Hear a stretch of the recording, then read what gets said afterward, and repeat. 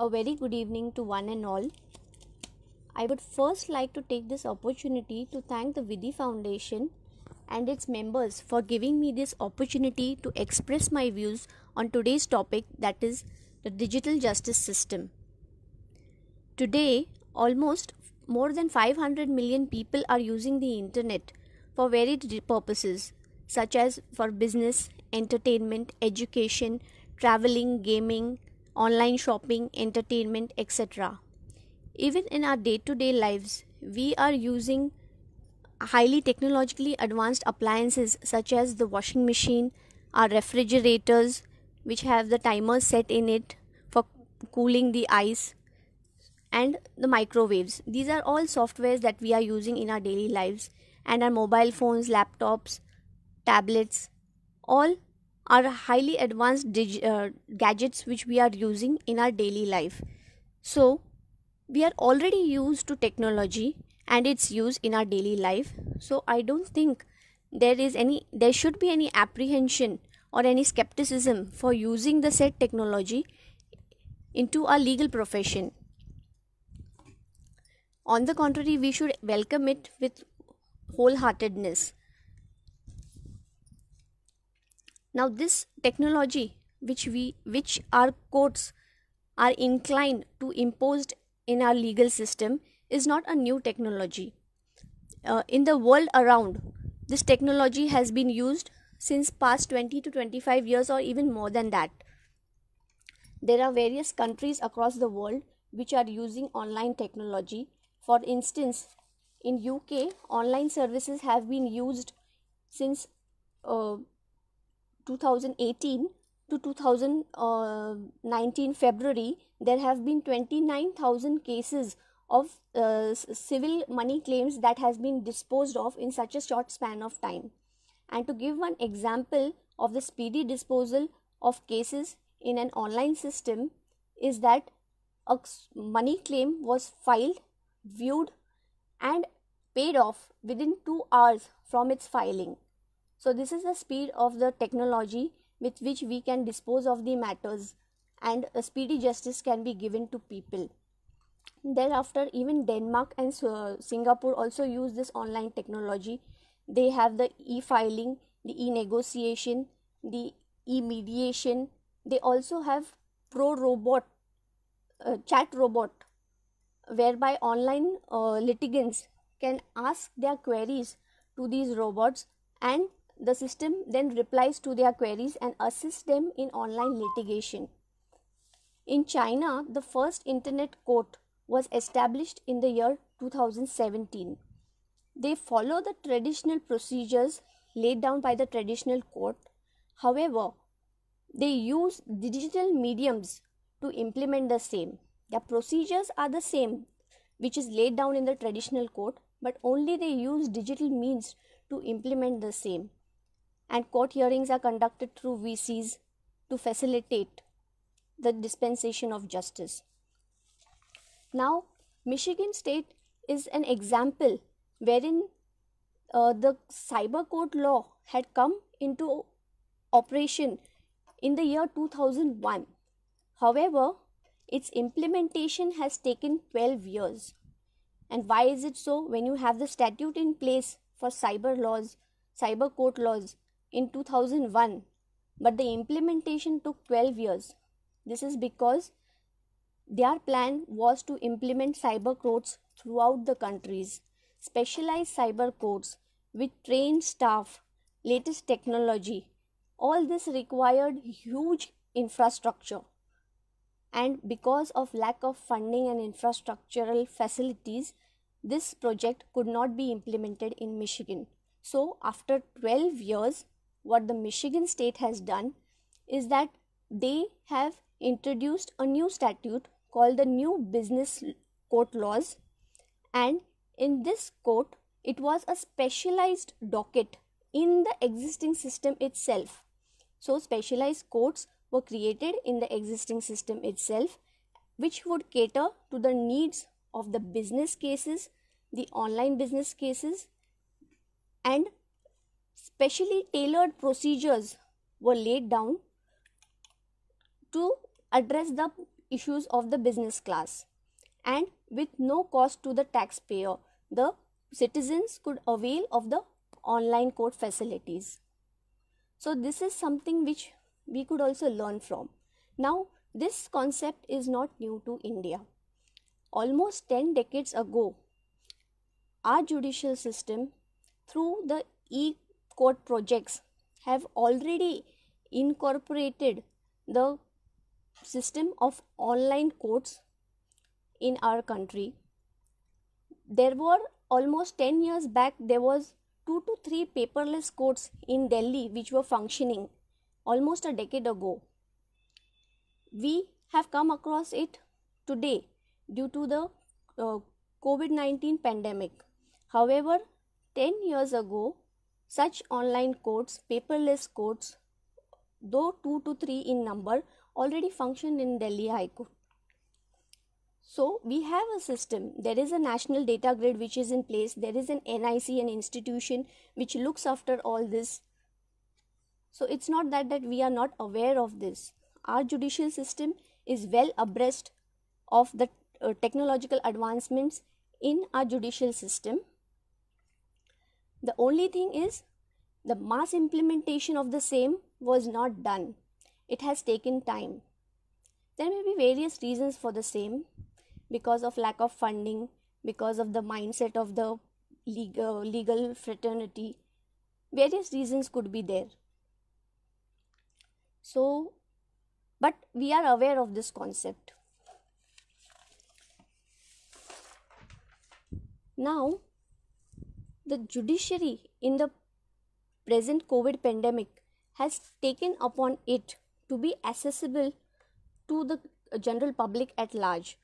It has not shunted its doors completely to the people because it realizes its responsibility and it has decided to stand tall in the times of adversities to be accessible to common people in need.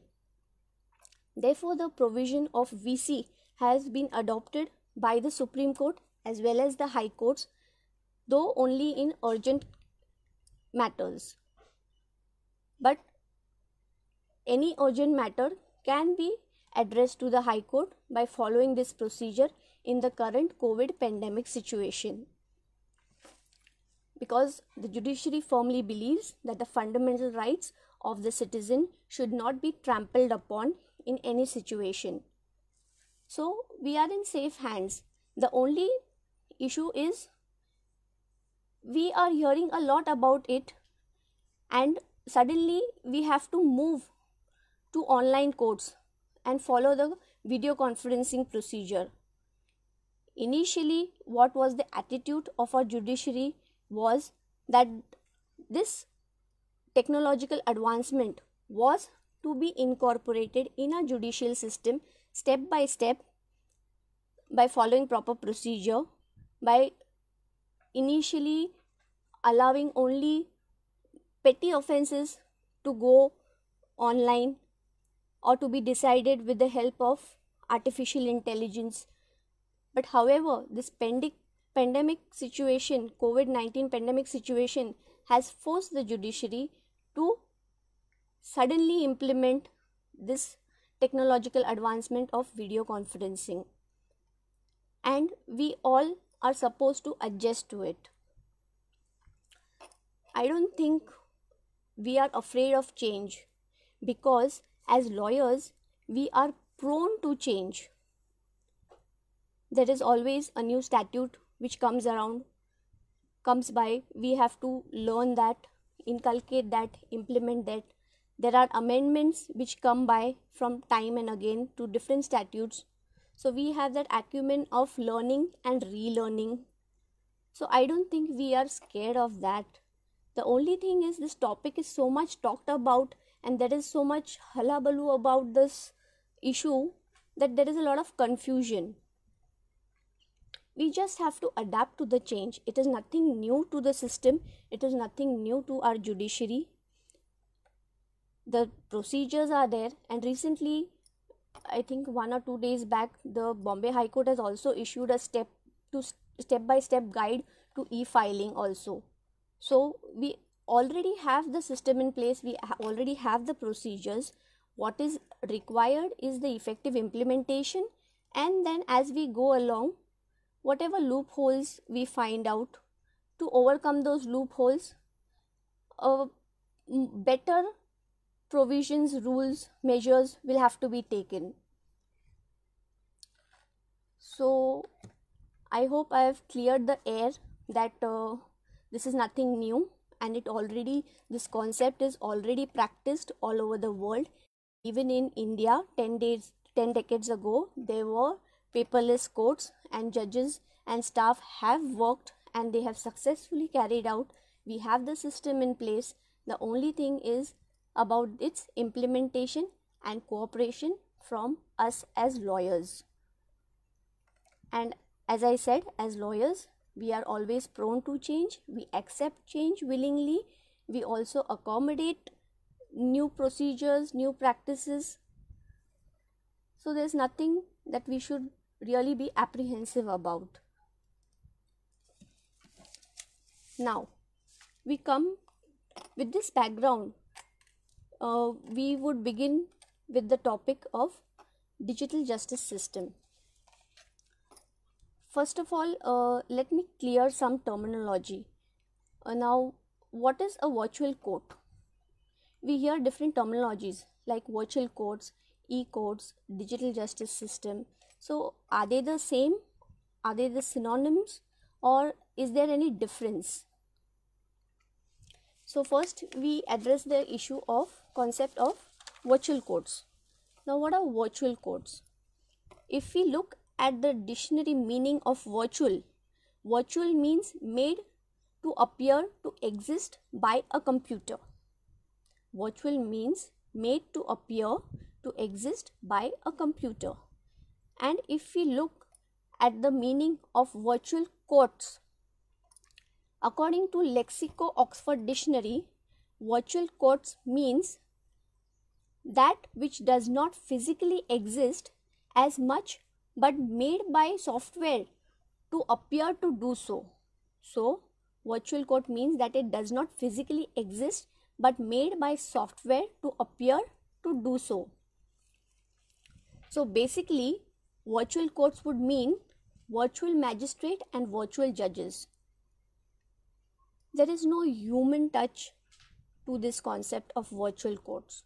There is a software, there are the algorithms which analyze the petitions, the replies, the evidences supplied to it, and based upon the software and the algorithms installed in it, it gives a decision.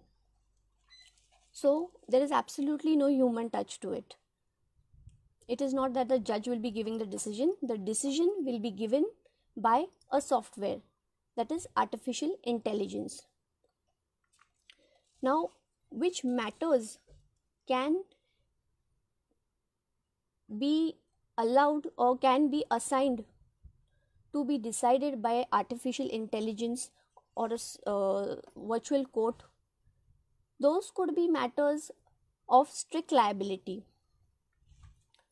Those could be matters of petty offenses or small claims, civil money claims.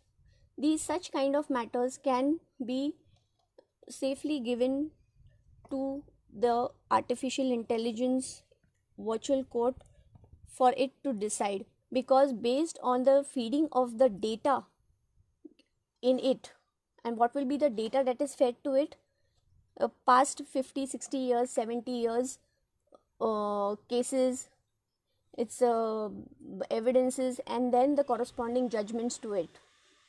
And based on this data which is fed to it, it will analyze the current plaint, the replies, the evidences on record, and it will deliver a judgment. Now, cases of strict liabilities, one of the example could be your traffic challans. For that, we have also adopted this e-challan system. You must be aware of it. There is a site vcourts.government.in which is operating in Delhi, Haryana, Maharashtra and Tamil Nadu. Now, e-challans are generated after the person receives the e-challan. He has an option whether he can pay the fine online and then the matter is closed then and there, and if he wants to litigate the matter, pursue the matter further, then he has to do it through an advocate. That is the procedure which is prescribed on the website of this vcourts.government.in. Now, in some countries it could be that e-challan is generated, you can pay the fine online and the matter closes, or you can file your reply, you can give your reply online, and then you will get an online result of the same from an artificial intelligence or a software. So it all depends upon the policy of the government, the policy of the judiciary, which matters they feel should be assigned to a software to give decision, and which matters should be assigned to a judge to deliver its judgment. So these are matters of policy. Thereafter, the concept of e-courts. After the concept of virtual courts, we come to the concept of e-courts. Now, according to Keith Kaplan, he has defined e-courts as those which are having microphones throughout, flat screen monitors for the courts and jurors, two-way video conferencing to allow the court appearances from locations other than in the courthouses, evidence display system with touch screens that allows exhibits to be highlighted and annotated, and full audio visual digital recording facilities. This is how he describes the concept of e-courts. He says that all technologically advanced accessories will be used to assist the court in delivering the judgment. Now, with this, we come to the concept of digital justice system. Now, according to me, a digital justice system would include both virtual courts as well as e-courts. Virtual courts means decisions given by the software, that is the artificial intelligence or use of softwares, and e-courts means decisions will be given by judges with the help of use of technologically advanced accessories to assist them in the justice delivery system. So, digital justice system, according to me, would constitute both the factors. Now, in the all around the world, there are different terminologies and different words that are used for online courts, digital courts. Some of them say digital courts, the others say it as online courts. Some of them in China they refer to as the internet court. So the terminology is different in different countries, the manner in which their legislature has defined it. We are yet to define this concept, and it is for the policy makers to decide by what name it should be called. So here at present we are just discussing various concepts that are involved in digital justice system. Now, what would be the characteristics of a digital justice system after having viewed the concept of virtual court, e-courts and digital justice system, which includes both the systems, that is the virtual courts and the e-courts? What would be the general characteristics of the digital justice system? Firstly, it would have a unique web portal with add-on features like a secure login, online payment of fees, filing of forms, calculators, verification and authentication system of the parties, and a fully developed case information system, amongst other things. Then there would be a system for online filing and verification process.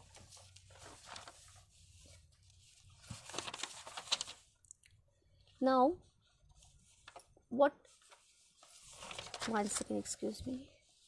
Further, one of the peculiar characteristics of digital justice system would be the use of e-notary and blockchain technology. Now, what do I mean by use of e-notary and blockchain technology? Blockchain technology is a technology with date, time and stamp. It helps in authentication of a document. Even the concept of e-notary also helps in authentication of a document and reduces the burden of the court for authentication of a document. In that case, the court need not verify. If it is an e-notarized document, then the court need not verify the documents and the authenticity of the party for itself. Another peculiar feature of digital justice system would be that it should be connected to courts. The courts should be connected digitally to the police stations as well as to the jails to facilitate the availability of information in a particular matter. Even the court should also be digitally connected to the public prosecutor's office to help in speedy dispensation of justice. Now, this at present is not there in our country. We have a long way to go. We are at the nascent stage of use of technology in our country, and with time, all these things will evolve and there will be a fully developed digital system in our country over the years to come. Another concept or characteristics of a digital justice system would be that of the concept of open justice system and closed justice system. What is open justice system? By open justice system, I mean that the citizens have access to the court proceedings. They can view the court proceedings. Now, opposite of that is closed justice system, that is the citizens have no access to the court hearings. Now, since time immemorial in our country, we have been following the practice of open justice system, and the Supreme Court, while its judgment in Sunil Tripaঠি's case in 2018, have upheld this tradition, and by allowing the live streaming of the Supreme Court case proceedings, they have maintained the system of open justice system.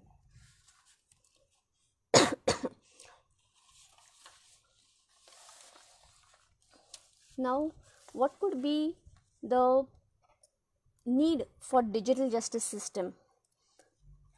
What we can attribute for the need of the digital justice system in our country? First and foremost, the COVID-19 pandemic. It has forced us to adopt this technology in the as is where is basis, without any proper infrastructure, without any security measures in place, without any necessary essentials that are set up, without any training to the advocates or the judges or the staff. We are just forced to use this technology at present because of this situation. What could be the other reason apart from that there is a need for the digital justice system in our country is that the inadequacy of the existing judicial system to deal with the disputes that take place online. Now, I would like to explain this concept a bit. Today, we transact online for varied purposes. We shop online. For traveling, we book tickets. We order food online. So, there are a number of activities that we conduct online. So, when we are transacting online as citizens, there are bound to be disputes. Now, for example, if you have ordered something from online for say 300 rupees or 500 rupees and you get a defective product, or for that matter, worst case scenario, you order something for 300 rupees, your money is cut from your wallet, you have paid them, and there is no product received by you.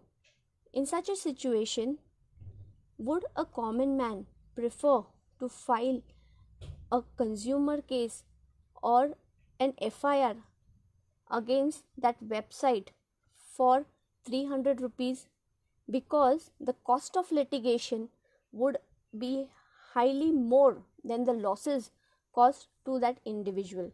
So a prudent man would obviously not file any case. Nonetheless, a wrong has been done to him. So how do you remedy the same? Ubi just ibi remedium. Where there is a wrong, where there is a right, there is a wrong. Where there is a wrong, there is a right. Sorry. Where there is a wrong, there is a right. So his right is there, but how shall he enforce the same? How will he enforce the same? So the existing system does not come to his rescue. So for that, it is highly essential that if we can shop online with just a click, then we should also be able to avail of justice within a click. So therefore, online courts for resolving online disputes is a must in small money claim matters, or in small claim matters, low value claims. It has to be there. The next point, the need for digital justice system, is the pendency of litigation. If some of the matters, like for example the online transactions, are transferred to online courts to deal with, then small petty matters, in criminal cases, small petty cases are transferred to online courts. Small civil money value claims are transferred. Then the burden of the existing court will be reduced and it will be able to function in an effective manner. Another point and the necessity for having this digital justice system is the delay in justice. By following the age-old procedure and the system that we are following, there is a lot of delay in dispensation of justice. So if we adopt this technology, we will be able to speed up the process. Now, how it will be done? If you file your matter online, you will be able to file it within a few minutes. However, if you want to file it in a physical court, you will have to travel all the way to the court. Then you will have to go to the department. You will have to see whether that person is there or not. If he is not there, you will have to wait for him. Thereafter, you will have to do the process of filing your matter. So it takes a long time. So the technology definitely helps. With e-filing, you can do it within a matter of few minutes. Further, filing your e-appearance online would also speed up the process, because once the notices are issued by the court and they are sent to the defendant again through digital mediums, that is the via SMS or WhatsApp or email, because the Bombay High Court's judgment in SBI cards payment case in 2018 allows service through such mediums, so it is acceptable. So if you use these mediums even to serve notices or summons on the opposite party, then again the process of serving the notices and summons can be speeded up. And once the opposite party receives that notice or summons, then if there is an option available for filing your appearance online, with the help of online services that are provided by the court, then which is accessible to the other party 24/7, then they will be able to file their appearance online as soon as they receive the notice. So the percentage of appearance on the first date of hearing after the receipt of notice or summons would increase to a larger extent, thereby speeding up the process of litigation and reducing the time gap. Another issue is transportation. People have to travel to courts from distant places. Now, with the introduction of this digital justice system, one will be able to access court from the comfort of his house, or through an advocate's office, or through the facility centers that may be created by the system, where a person can go and appear online in a court and save his travel time and money. It would also reduce the loss to the government, because the government incurs huge expenditure for transporting the accused from jail to the courts. The escort system, the money that is required for fuel. Even the IOs can save a great amount of time by appearing in courts through online, because IOs, as we know, after filing of the charge sheet, they may be transferred, they go to distant places, and then again to come from that place, leaving the existing investigation to attend court matters, is a tedious start. And most of the time, then, if they are stuck up with some high profile matter, or they are held up in some unavoidable circumstances, then they do not turn up for the court proceedings or to give information that is required exclusively from them. And in that case, then there are several adjournments to that effect. So this would also reduce those in eventualities. Now, what are the benefits of a digital justice system? Very quickly, I'll just mention. It is eco-friendly, paperless, it saves space, because tons of paper will not be used, so there is no question of storing the same. Thus it is resourceful and it is cost effective. It saves time and it is speedy, as explained earlier. It is convenient and accessible to all from anywhere. That means if an accused, if he is on bail and he is out of town, he can still attend a court hearing from a nearby facility center. Then it would also reduce the burden on the traditional courts, as explained earlier. If some of the matters of a specific category are transferred to online courts exclusively, then the burden on the existing traditional courts would reduce to a larger extent. It would help in curbing online frauds to a great extent, because there would be fear in the minds of the offenders who commit online offenses, as if the investigation agency and the courts as well are online, that means they are well aware about the procedures of online transactions that take place and how the system works. So they will not be able to fool around with the citizens, as the courts and the investigation agencies have become more aware due to the use of latest technology.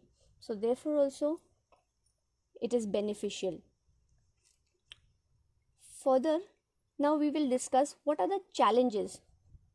What are the challenges in implementation of digital justice system? Because it is easier said than done. So let us look at the challenges of the digital justice system. Number one, electricity. Now if we go to the government website, it will tell you that 99.99% of the household is electrified. It receives supply of electricity. There is electricity. So the percentage is 99.99%. This is, I'm talking from a government website record. However, there is an issue of continuous supply of electricity. There may be electricity provided everywhere, but what about the continuity of the electric supply? There are load sheddings that take place. So this can be an incumbent in the process of using the digital justice system. Another issue is internet connectivity. Internet connectivity in cities may be good to a great extent, but what about the rural areas? What about the interior parts of the country? So we have to consider that also. We will have to improve that. Next is awareness. We will have to create awareness among the citizens as well as among the legal fraternity. We need not wait for the system to put into place some training program or some awareness campaign to appraise us about this digital justice system. Since we are faced with a situation, we should try and develop those skills to face the problem. Now, how do we develop the skills? Our fraternity has already started doing that by conducting various seminars and webinars online and educating one another and helping one another as usual. So, we just need to continue to do that. Thereafter, computer literacy, illiteracy could also be an issue. Those who are techno savvy, there is no problem for them. But what about those citizens who are computer illiterate and have no knowledge about the use of computer? In such scenarios, then the government will have to put in place facility centers where there will be people who will assist such computer illiterate persons to file their cases online and even to attend them regularly. Further, implementation of digital justice system nationwide would require huge infrastructure and funds. This is a huge requirement of the implementation of digital justice system. Today, we are forced to use it, and we are using it in a limited manner, only for urgent matters. But eventually, it will have to be implemented in all aspects of legal fraternity in different courts, and for implementation of the same across the country nationwide, it requires huge funding and huge infrastructure. So that is one of the impediments again in the way of implementation of this technological advancement. Another impediment is maintaining digital records.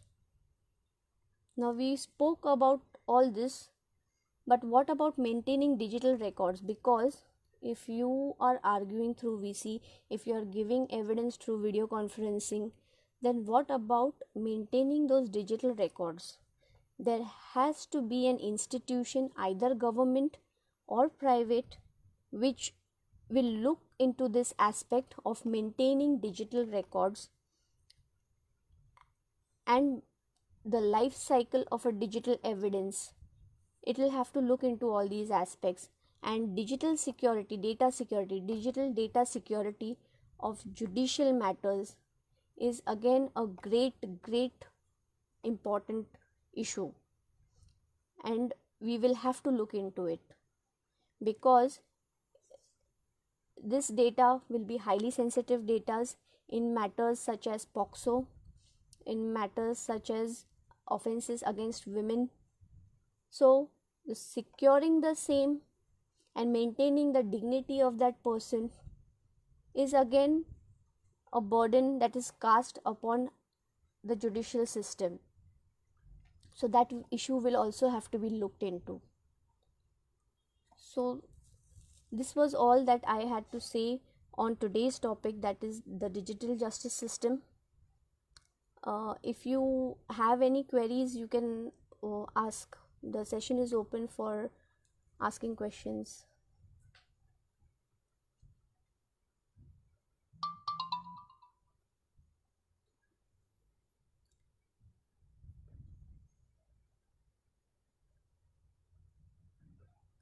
Any questions?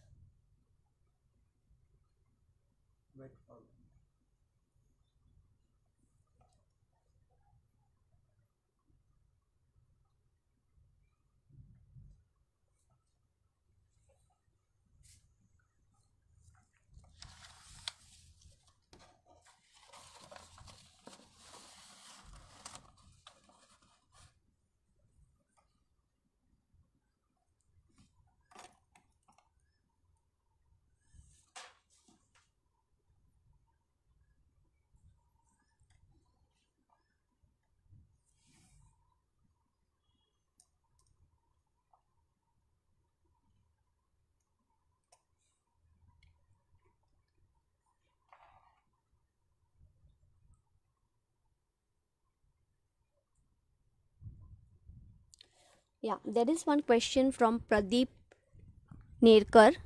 He has asked, what are the formalities for filing online claims?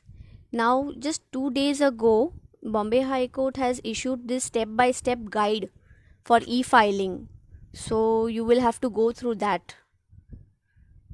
They have clearly explained how you can file your claims applications online. The procedure is prescribed.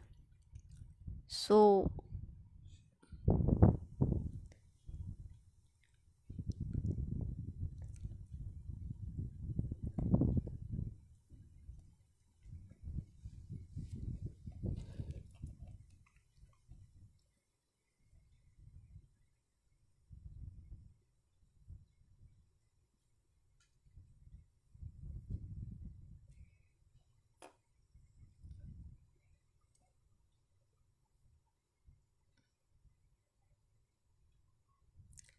any questions?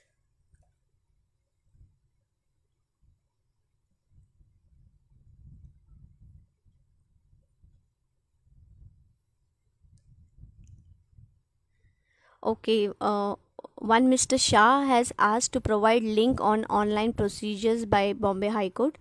Um, we will do that. We will see that it reaches you, Mr. Shah.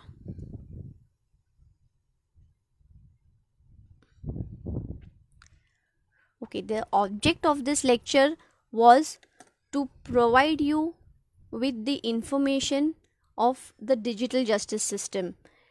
It is just because we are forced to adopt this technology in such a situation that there is some panic amongst the fraternity, amongst the seniors, amongst the juniors. Even I was a bit apprehensive because this was implemented all of a sudden. We are forced to adopt this technology because of this COVID pandemic situation. However, if the same would have been gradual, as in initially we would have transferred the online transactions to the particular court, or we would have given small value claims,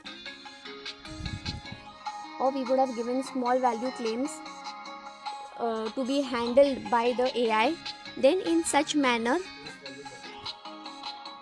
sorry for the disturbance. What I was saying is that since we are forced to adopt this technology in such a manner, therefore there is some panic or some apprehension about this technology. However, this technology has been used all around the world and people have received positive results in terms of shortening the time of the proceedings, in terms of up to date communication, because you can pass on the information very quickly from one department to another. You need not wait for the person to come from one department to the court and then inform the court about what is the change. So it has speed up the process. It has even given a higher rate of disposal. So overall, there are positive results by use of this technology. However, since we are forced to use this technology without proper infrastructure, without proper security measures in place, without the essentials, without the training of the staff or the advocates or the fraternity, therefore there is some apprehension and skepticism amongst us. So I just wanted to let everyone know that there is nothing to be scared about or apprehensive about, because we as lawyers, as I said, we are always prone to change. We accept change, we adopt change. There are always change in statute. We have to learn it. There is a change by way of amendment. There is a change in bench. We have to then adjust ourselves to the new bench, to its new thinking. Sometimes there is a change in procedure prescribed by that particular bench. The judge has different requirements than the other judges or the procedure. So we adopt to all such kind of changes. So I don't think we should hesitate to adopt to this change.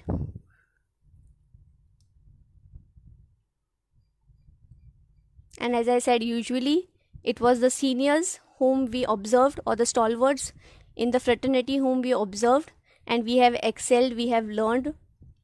But now, this time, I think it will be the other way around. It will be the juniors who will help the seniors, because it is their payback time now, and they should assist their seniors in this situation. Not that all seniors need assistance. Some seniors are quite techno savvy and advanced.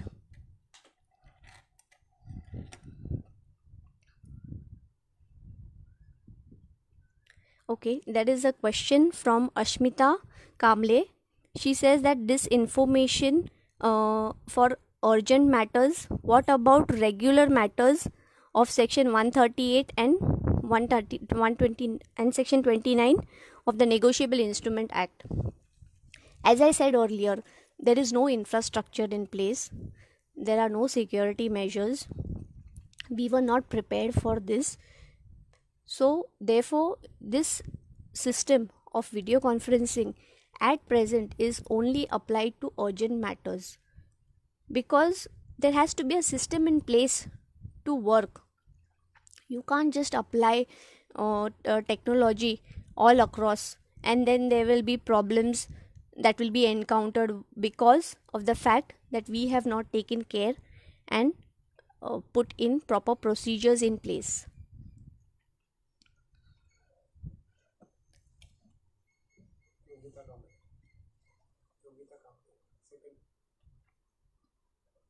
Nala.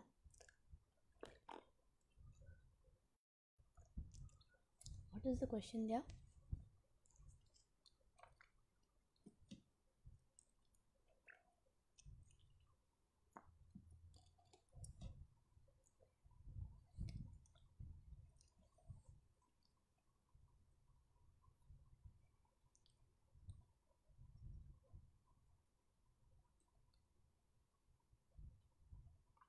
Yeah, there is one more question from Mr.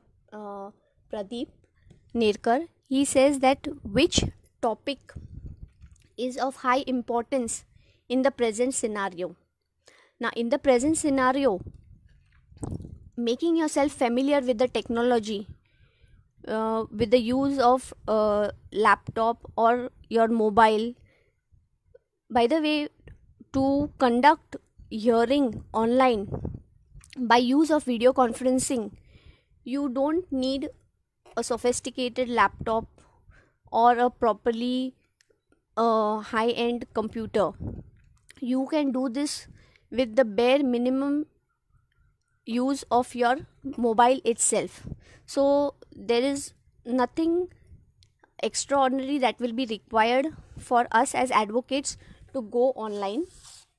It is only the use of either your mobile, your laptop, or your technology, whatever is at your disposal, you can use that.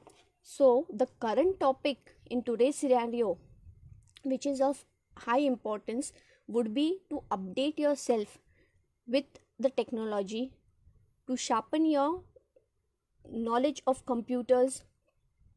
Basic knowledge, you are going to require basic knowledge, the way you chat on WhatsApp and you do video calling. So there is a procedure. Now most of you have logged in this webinar, or on Zoom webinars. You have logged in Zoom webinars for different webinars. You have come on Facebook online. This shows that you already know how to use technology. So I don't think you will have any difficulty on conducting matters online through video conferencing if it is implemented tomorrow for even rest of the matters, because there are large number of participants that participate in these webinars, and this only shows the technological literacy, the computer literacy amongst our fraternity. And there are small nitty-gritties that we can learn along the way.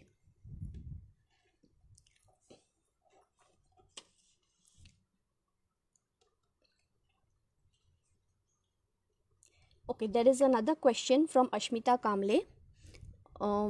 She says, we have a lot of illiteracy. So how will you deal with this? How will the system deal with this? And is there any helping hand? So yes, as I said in my lecture, that there are people, though even if they are small in number, we cannot ignore them if they are computer illiterate. And therefore I said that the justice system will have to establish facility centers.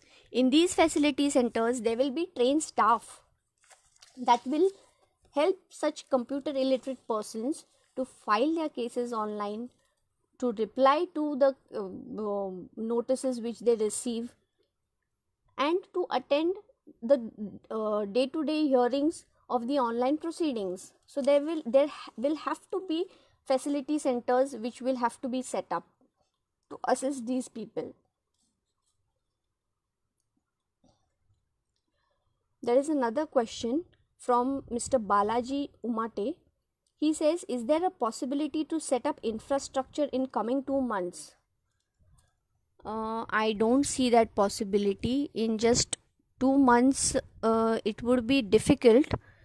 But then it all depends upon the judiciary and the government will, because for infrastructure, if you want to set up it within 2 months, then there must be government will to supply the institution with such huge funds to set up that infrastructure which is needed for going digital all the way in just 2 months.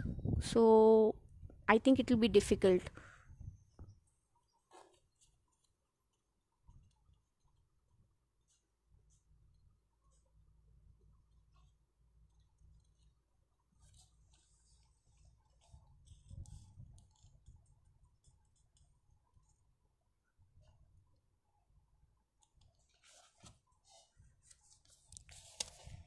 There is another question from Vaibhav Vavikar. He says, can we file petition in family court? As of now, I don't think so. I'm not aware about it. But eventually, when things will go online, that time, obviously, yes. But as of now, what I believe is that only urgent and highly important matters of great urgency are taken up for hearing. So I don't know whether this family court is having e-filing available. You will have to check up with the family court website whether there is e-filing available.